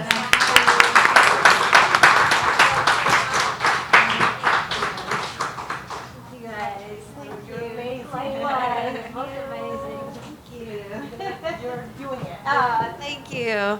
Oh, well, I'm so glad that both of them shared their stories, and also that they're talking about dreaming big, because we are dreaming big. We know that Governor Hochul can do this in the next month to a month and a half, and we hope this event will help to take it across the finish line. And when that happens, for us, and why we wrote the book, is we think this is just the first step, because there are other sub-minimum wage workers still receiving a sub-minimum wage, and I know we're nearing the end of our time together, but we wanted to make sure to give at least a few minutes of voice to these other sectors and other workers that are represented here today. So I wanted to bring up Tony, thank you, Tony, for being here, and also Michelle, representing incarcerated workers, to join us up here for a few minutes to just share how this other sub-minimum wages impact incarcerated workers and workers with disabilities in New York State as well.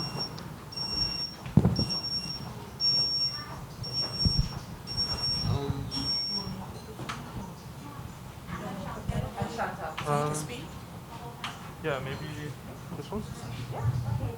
Is it okay if we move this one?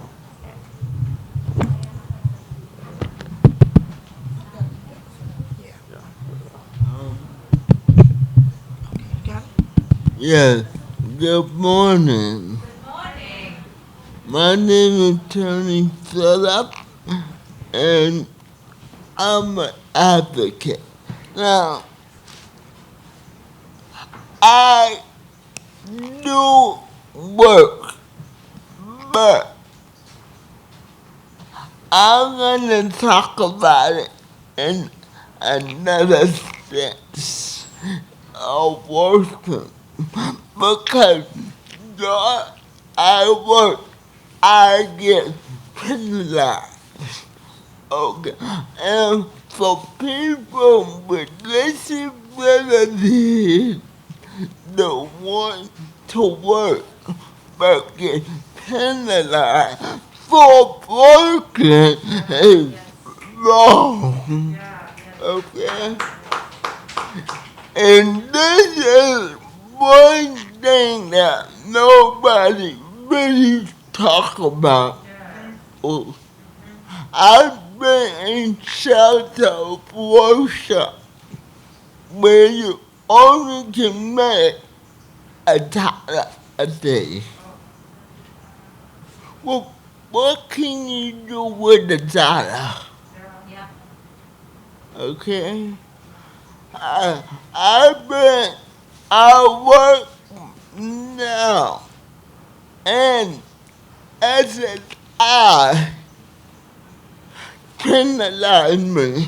But wait a minute, I'm not crazy, by me working on my taxpayer.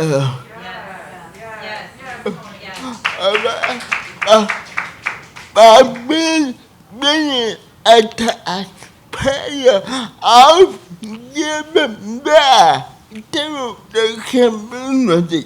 I'm really helping myself when I do get SSI. But nobody talk about me. And see, but you know something? I got something that always bothers me. Is the first of the month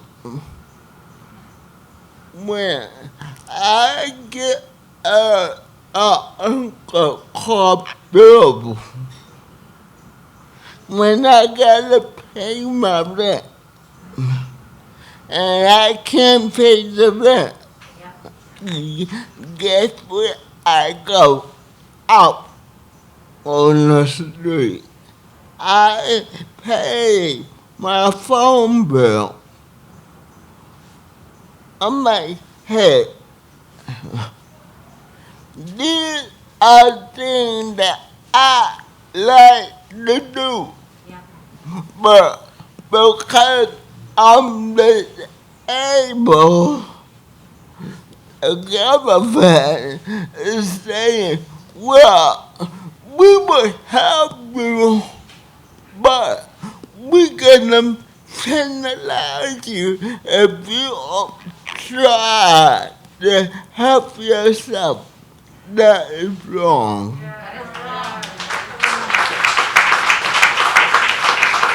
That is wrong.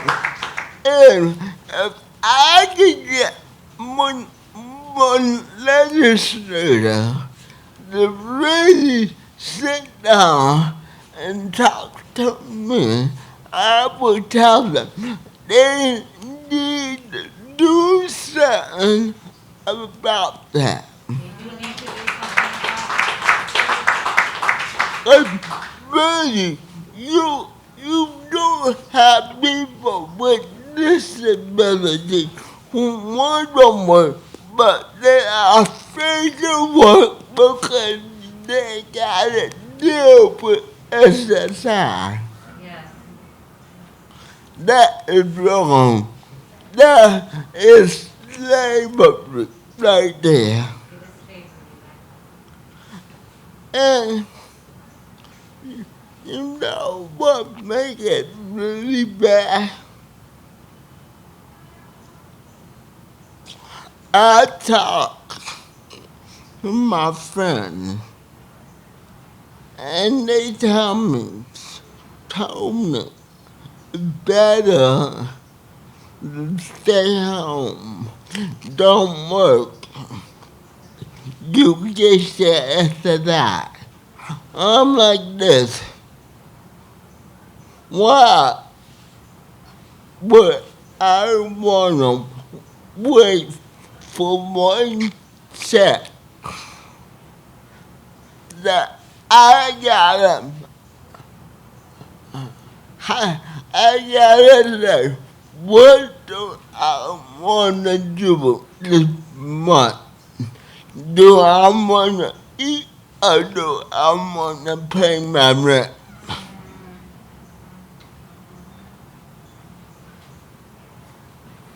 No, I can't live like that. If I wanna eat, I wanna eat. And I wanna make sure that I have my rent paid. If I wanna go out on a date, I want to do that too.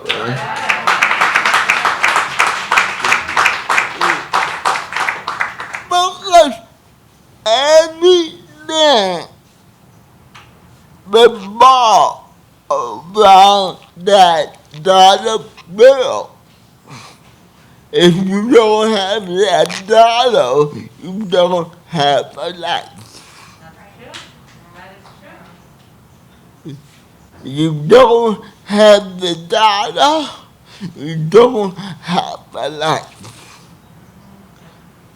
Now, I'm gonna tell you something.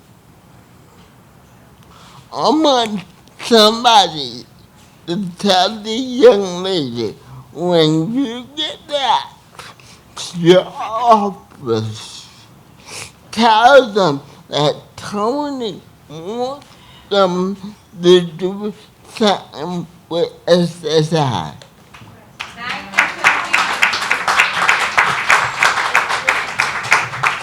I'm sorry.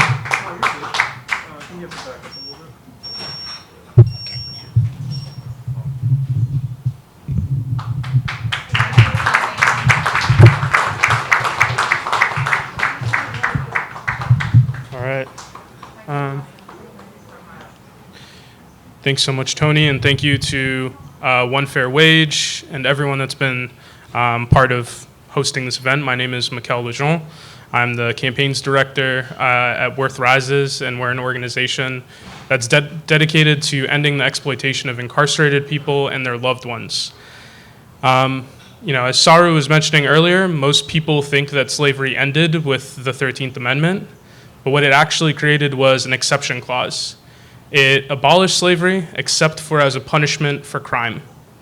This led to an era of Jim Crow laws, anti-vagrancy laws, to poverty-based crimes that locked up and created the mass incarceration epidemic that we're seeing today that disproportionately impacts Black, brown, indigenous, and low-income communities. Pair that with the racist economic disenfranchisement of exclusionary wage systems like the one that One Fair Wage and their partners are working to end, and you've got a recipe for disaster. So we've helped introduce the Abolition Amendment, which is an amendment that would amend the Constitution and make it so that the exception clause is removed, so that slavery is finally abolished once and for all, no exceptions in 2021.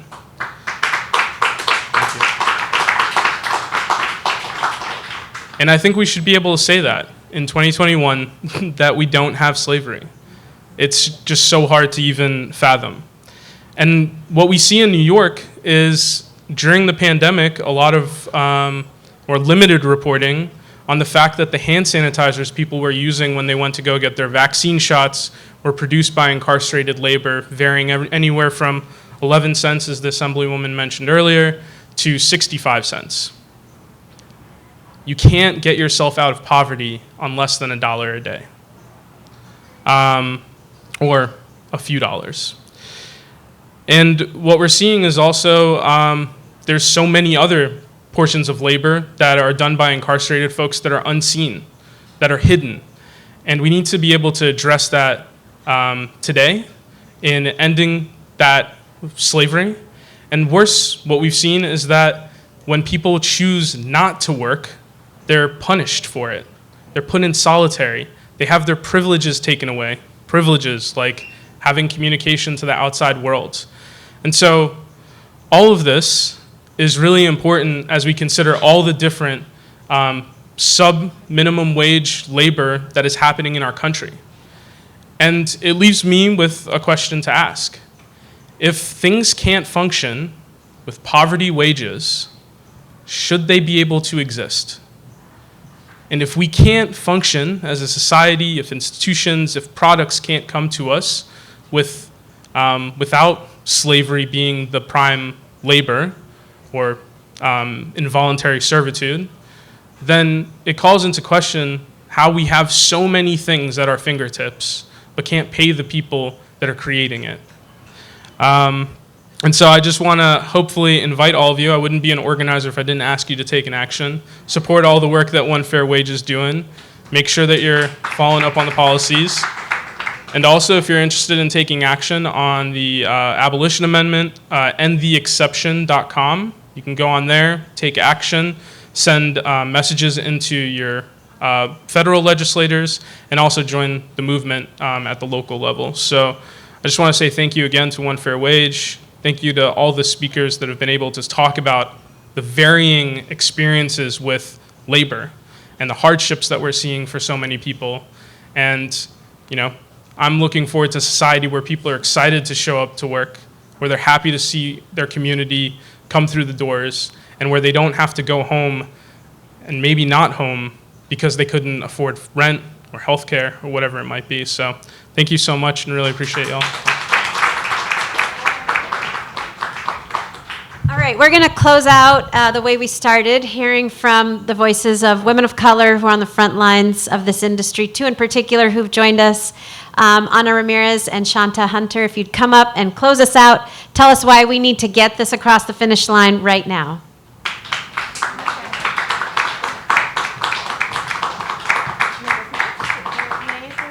So just so everybody knows, Anna's going to be reading her testimony in Spanish, and then I'll be translating at the end to save time, okay?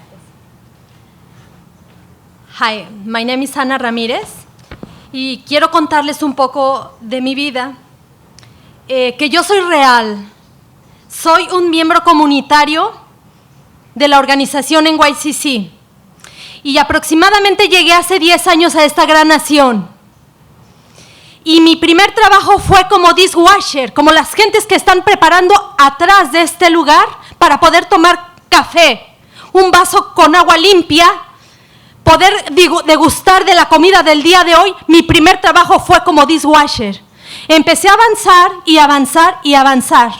Cuando trabajé en Columbus Circle, en Time Warner Building, en Landmark, el restaurante, el cual ya no está abierto, cuando salí al baño, a los baños del restaurante, fui golpeada por una customer. Los golpes de hoy en día que se ven en el restaurante Carmine's no son de primera mano.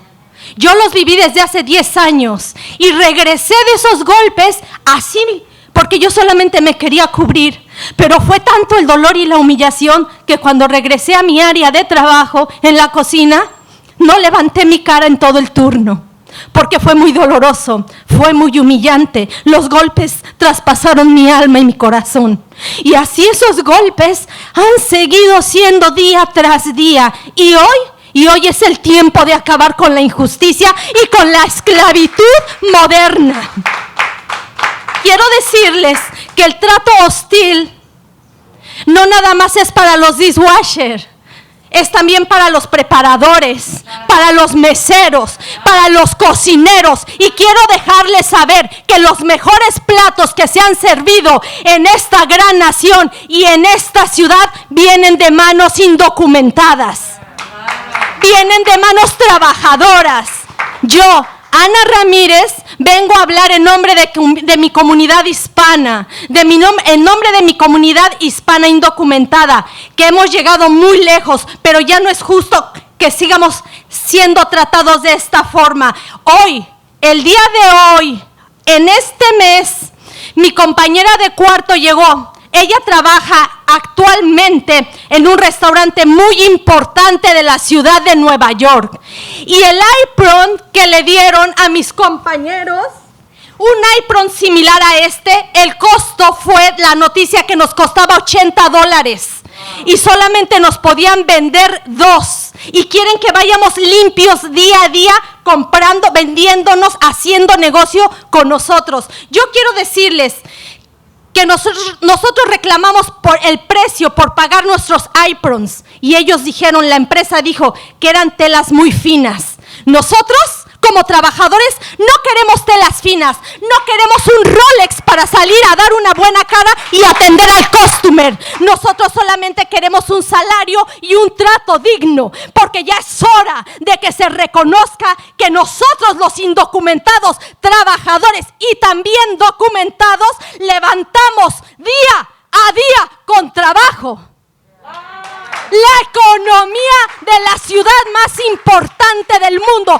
Es una vergüenza que en esta época, que siendo la potencia mundial, que me sienta orgullosa de estar viviendo en Nueva York, sigamos siendo esclavos. Somos la potencia, pero también somos la vergüenza. Y yo hago un llamado a la gobernadora Kathy Hochul que le voy a regalar el beneficio, mis compañeros, los trabajadores, los que levantamos, los que servimos a grandes empresarios, a grandes luminarias, levantamos la economía. Señora Kathy Hochul, yo a Ana Ramírez le regalo el beneficio de la duda de que usted va a responder por primera vez. Vamos a tener justicia, el área restaurantera, el área más importante, la que recibe miles y miles de turistas de todo el mundo. Nosotros como trabajadores quiero dejarles de saber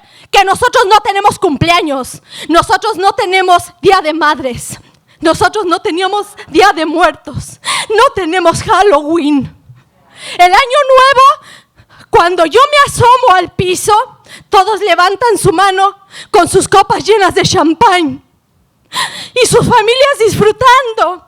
Y nosotros solamente escuchamos: lava aquel plato, levanta aquel plato, la mesa 17, los baños tienen que estar limpios y vete a tu casa hoy temprano cuando terminas tu turno, porque mañana se tiene que atender brunch con la mejor cara. No importa, nunca te preguntan: ¿vienes enfermo? ¿Te sientes mal? ¿Te pasa algo? No, porque lo hacemos con gusto, con dignidad y porque también necesitamos mantener a nuestras familias. Gracias.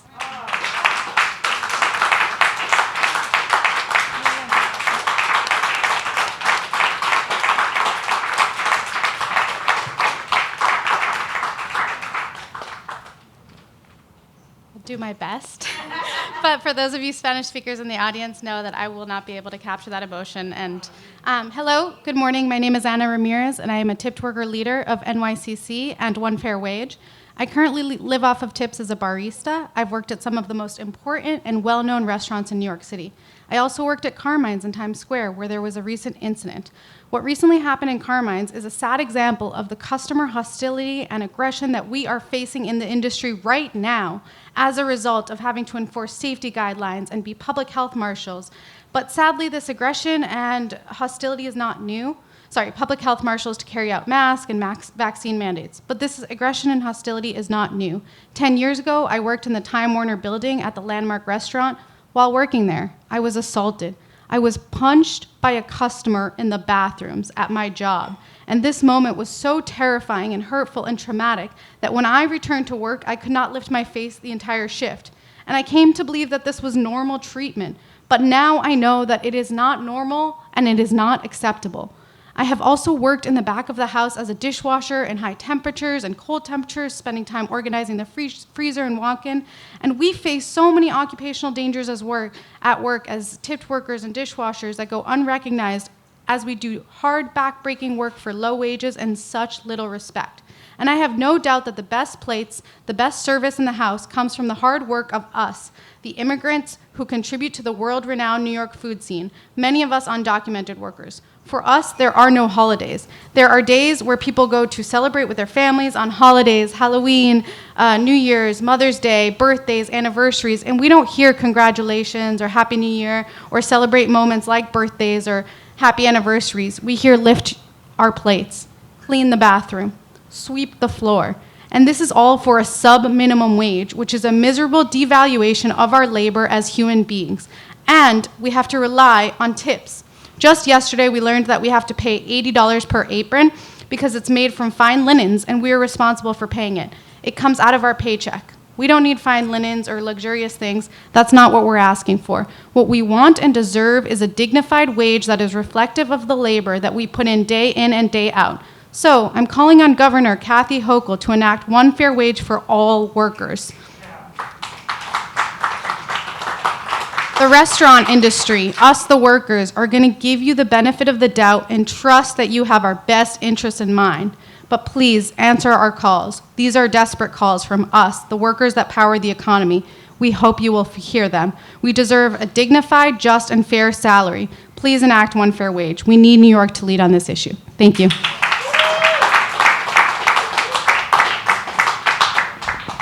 While I'm up here, would love to introduce Shanta Hunter.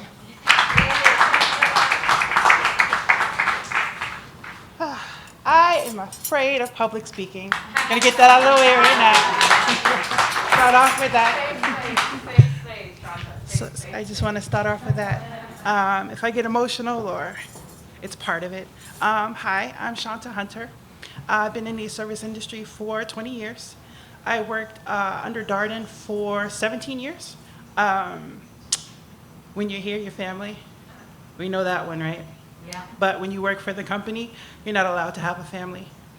I have a whole written statement here, but I really just want to speak from the heart. I want to speak from my place. I've been asked to recount my story, and it's really like recounting trauma. And it's like 17 years of my life. It's like there had to be something good about it, right? I really loved my job. I really loved serving people, and it just made it seem like I was just so crazy to love what I do. And I don't know how long the building's been there. I've worked at the Olive Garden in Times Square. I don't know how long the building's been there, but I know that I was one of the first bartenders to have a baby there. And I know that it was awful. It was an awful place to work. It was an awful place to work while I was pregnant. I was not allowed to sit down. I was not allowed to take breaks. I have chronic back pain. I have 4 babies under the Olive Garden, 4 C-sections, chronic back pain, 2 torn meniscus.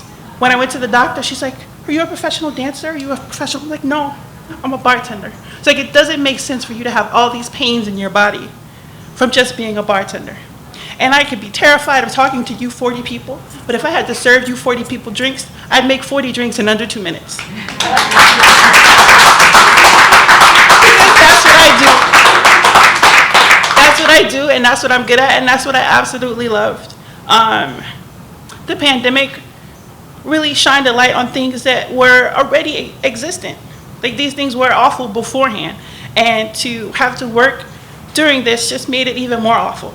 And I could speak about how the cis white male had more and better shifts than I did. I could speak about how the people who didn't have kids had better shifts than I did. But it's how am I supposed to take care of my 4 children with being a bartender? And it's simply because it's something that I just love to do. But they made it difficult at every twist and every turn. And they want me to talk about the wages and how bad it was, but to be honest, I made my money. I got the razzle dazzle. I do this for a living. So when people will be like, "You have the worst shifts, you have the worst," like, I do. But I can get all of you to give you the money in your pocket, you give it to me. That's what I was good at. And I just was an entertainer, and I loved being there. But on the background, if I had crappy shifts, I can't get money from someone who doesn't exist. So if I work a Monday lunch and there's only 2 guests, I've walked home with less money than when I started. If you calculate the babysitter, if you calculate my transportation, if you calculate how much I have to tip out, I've walked out with negative money. And I haven't had a check, haven't had an actual physical check that I could cash in years. Because after taxes and after all of that other stuff that they take out, there's no money on there. From the hourly, there's no money to cash. Now, my son is 6'4". His size shoe is a 15. How am I feeding these big giants, babies that I have? And I just want to be humanized. I felt like I was just a cocktail making machine for them. And after 17 years, I just got a phone call and we're like, "We no longer need you anymore." And that's hurtful. And it's, you present yourselves as this whole big family, gung-ho customer, and you treat us like shit. You treat your employees like crap. And they just need to do better. I just want to be humanized. I want a livable wage. I want a wage where I want to take care of my children. And it shouldn't be this way. And that's really honestly all I have to say. Just give us a livable wage. I want to have a family. I want to be in this industry. I don't want there to be stigmas to it. Like, I had to find my own parents. They're like, "Oh, you're so smart. Why would you be a bartender?" Because I love it, that's why. That's what I love to do. And I just want to live and take care of my kids and not be impoverished because of it, because of the passion for what I have, for what I love. And thank you, everyone.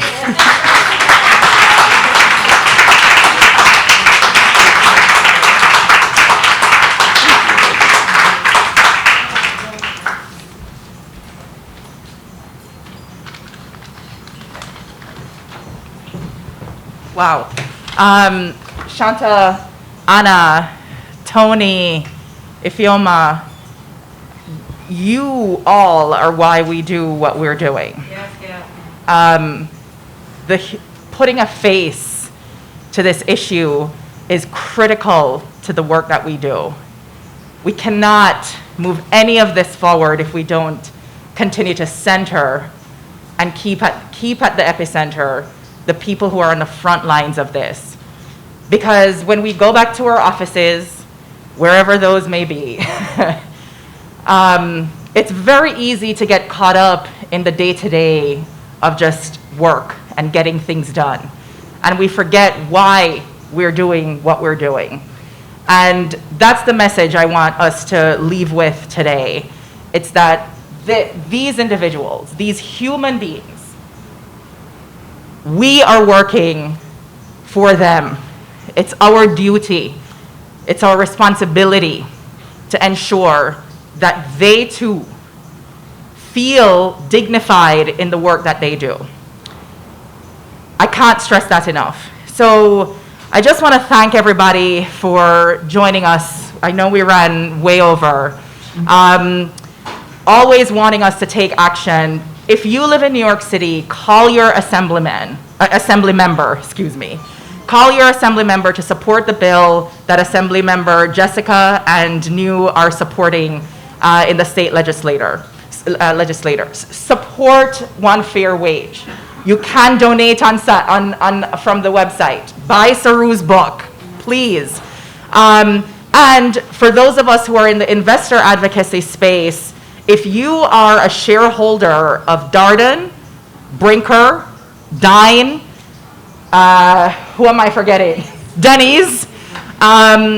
We need you to work with us to put pressure at the shareholder level because we know the dollars talk. So I urge you, I encourage you to join us in this fight. Or any publicly traded company. Thank you so much for that reminder, Renee. Finally, I just want to say another big thank you to the entire team that helped us organize today. It wasn't very easy, you know, trying to pull events together in the midst of a pandemic. On my team, Nisa Patel and Arena Riggio, who have been so instrumental to support the work that we do, Mana and Shamila, and I'm forgetting another name on the One Fair Wage team, Nadira Nareen at ICCR, Renee Morgan at Adesina Capital, Don and his team at CERDNA, thank you so much. Kavita and your team at Nathan Cummings. We're in this fight together and we really are hoping that you guys will join along with us. Thank you so much and please feel free to spend some time and mingle.